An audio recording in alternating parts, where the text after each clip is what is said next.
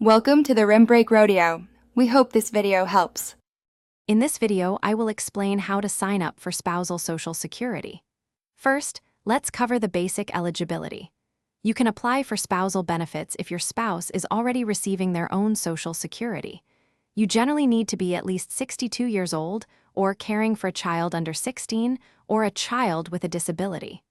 Also, your marriage must have lasted for at least 1 year. Next, you'll need to gather some important documents before applying. Make sure you have your birth certificate and your marriage certificate. You'll also need your spouse's Social Security number. For direct deposit, have your bank account and routing numbers handy. If you served in the military, bring your discharge papers as well. Now, let's discuss how to actually apply.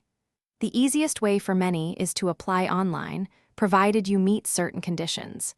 If you prefer, you can visit your local Social Security office. It's a good idea to call ahead and schedule an appointment. Alternatively, you can apply over the phone by calling the Social Security Administration directly. After you submit your application, the Social Security Administration will review everything. You'll receive a decision letter in the mail, usually within a few weeks. If approved, your benefits typically start 1 to 2 months after the approval date. You can also create an online account to check the status of your application at any time.